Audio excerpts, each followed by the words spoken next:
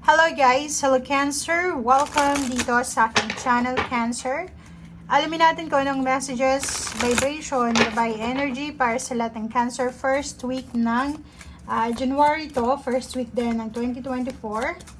Alamin natin Cancer, ano ba ang messages, ano ba ang blessings, ano ba yung sisimulan mo this January. Okay, a blessing for solace and hope. Ooh, Cancer, ang ganda. Next is good work. Okay, number 18, 41, 5, Cancer. Okay. Okay. Okay, Cancer. So, meron ka ditong 3 cards na ito yung mga blessing, ito yung magsisimula sa buhay mo. Ito yung mga, kumbaga, manifestation or kumbaga magsisimula. Yun. Una is yung number 5, 41-5, a blessing for solace and hope. Yung iba sa inyo Cancer, marami kayong mga napagdaanan ng mga paghihirap emotionally. Emotional yung nakikita natin dito eh. Pero yung financial nyo, may mga issues din, mga ups and downs. Hindi naman palaging nasa down, may ups din. Hindi din palaging ups, may downs. So parang ano lang siya, neutral lang yung financial mo sa 2023. And meron dito na ibang Cancer na medyo nag-aalala sila, 'di ba? May kasi 41-5 to eh. Nag-aalala sila siguro sa relationship nila, sa financial, or kung ano man to na inaalala nila. But this first day, first week ng 2024 January, sinasabi ng barahan na huwag kang mag-alala kasi makakatanggap ka ng solitude, ng peace and harmony sa puso mo, and medyo makakaramdam ka ng konting pag-asa. Or hindi konti, maraming pag-asa. Marami. And dito sinasabi din ng barahan number 18 na blessing for good work na posibleng yung iba sa inyo dyan, Cancer, na naghahanap ng employer, bagong trabaho, bagong career, or kung ano man tong hinahanap mo, posibleng makuha mo siya na madali lang, 'di ba? So, hindi ka masyadong mahihirapan kasi naging maayos, naging maganda yung mga ginawa mo. Like kung ikaw ay self-employed, kung naghahanap ka ng mga customer, kliyente, hindi ka masyadong mahihirapan kasi maganda yung record mo eh. Maganda yung feedback ng mga previous clients mo or yung ibang negosyante dyan. Like mga may tindahan, may restaurant, or kung naman tong business mo, hindi ka masyadong mahirapan. Huwag kang mag-alala kasi nakikita natin medyo nag-aalala kasi baka mawala ng customer, ganito, ganyan. So dito sinasabi, huwag kang mag-alala kasi maganda yung feedback. Maganda yung pinakita mo from your previous years. Okay? And 44, a blessing on a homecoming. So, nakikita natin dito na if you're OFW or nakatira ka sa malayong lugar, within Philippines lang, nasa Pilipinas lang, posibleng ang ibang Cancer dito is babalik kayo sa iyong pamilya. Parang biglang magdidesisyon yung iba na bumalik na lang doon sa lugar kung saan sila galing. Pwedeng magdedesisyon sila na bakit kaya hindi nila ako bumalik doon sa probinsya. Pwedeng magtayo ako doon ng business, pwede akong gumawa ng ganito, ganyan. So, sinasabi ng baraha dito na may iba sa inyo dyan na matagal nang gustong umuwi sa kanilang parents, sa kanilang family, sa kanilang probinsya, sa kanilang bansa, ang magagrant na wishes within this year 2024. Okay, thank you.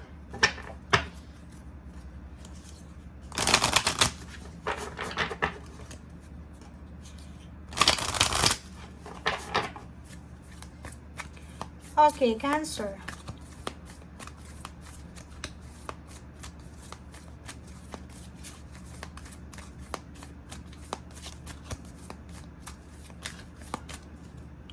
Okay, 2 cards.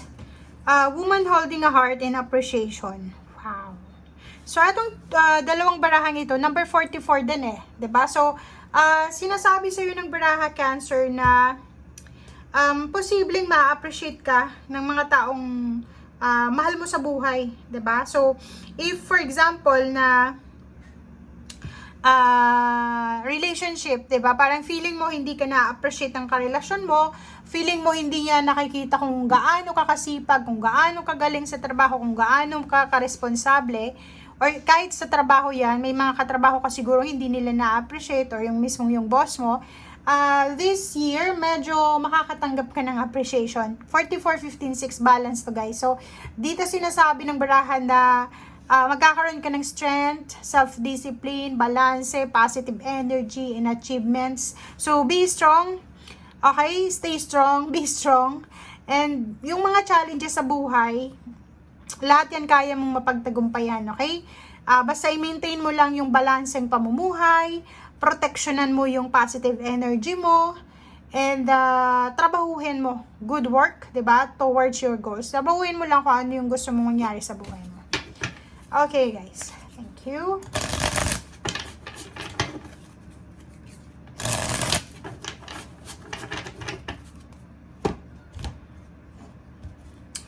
Okay. Okay, 7 of Swords. Okay, so dito, Cancer, sinasabi ng baraha sa'yo dito na meron ka ditong the lovers na 6, may balance din dito. And 7 of Swords, nakikita ko sir dito, siloso ka ba? Silosa? Cancer? Kasi posible, may chance dito na magselos ka. May chance dito na magsiselos yung iba, especially yung, kung lalaki ka ha, babae,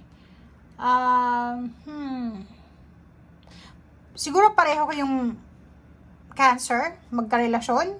Or kung ikaw ay Cancer, kung ang karelasyon mo is same water sign, Pisces, Scorpio, or pwedeng fire sign, Leo, Aries, Sagittarius, posibleng ikaw ay magsiselos. Kasi may isang 7 of Swords dito pwedeng may isang air signs, Gemini, Libra, or Aquarius na magpapapansin sa relationship nyo.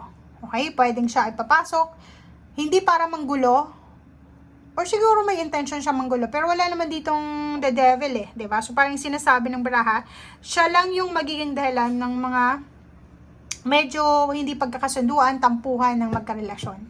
So if ever lang. So, kung ikaw naman ay in a relationship, babae ka man or lalaki, stay away from, yun nga, be positive. Doon lang tayo sa positibong energy. Stay away from temptation sa relationship. Be true to yourself, maging totoo ka sa karelasyon mo, maging totoo ka sa nararamdaman mo sa relationship or sa kung ano pa man. And 2 cards natin dito is Ace of Cups and Temperance. Sinasabi ng baraha sa'yo dito, kailangan mo, especially sa relationship, especially sa family, kung may anak ka, kailangan mo ng sobrang pasensya. Kasi itong temperance na to is medyo matitrigger yung emotion mo Diba yung mga iba sa inyo dito, yun nga, magsiselos kayo, medyo hindi magiging sensitive siguro sa relationship. Or pwedeng, sa mga magjowa pa lang, girlfriend, boyfriend, or live-in partner. And, sinasabi ng baraha sa inyo dito na if medyo nahihirapan ka, or nagiging impatient ka, kung kailan ba darating yung time na magiging masaya ka, magiging harmonious, balanse, dito sa Ace of Cups na to, konting tiis pa, diba? So, parang sinasabi ng barahan na araw-araw pwede kang maging masaya, pero yung hinihintay mo talagang aapaw yung cups mo, this year na 2024, may mga months, days na sobrang aapaw yung cups mo. So, if hindi pa siya dumarating na January 1 until 7, na parang feeling mo, wala namang masyadong occasion, wala namang masyadong events or ganap para umapaw yung cups mo. Walang celebration siguro kasi siguro yung iba sa inyo sanay na may party after New Year, year end, kung ano pa man tong party, siguro wala sa ngayon. And yun, kalma lang tayo. Konting balanse, yun na nga yung sinasabi, konting disiplina, focus lang tayo sa positive energy. And pasensya kasi napakaganda ng baraha mo Okay? Kung sa ilalim nito is High Priestess, sinasabi na makinig ka sa sinasabi ng intuition mo. Yung mga nangyayari sa'yo sa ngayon, maraming mga hidden messages yan from your guides, angels, spiritual helpers na kumbaga may sinasabi sila sa'yo na maiintindihan mo yan in few months or a few days. Okay? So, thank you for watching, Cancer. Maraming salamat. Bye!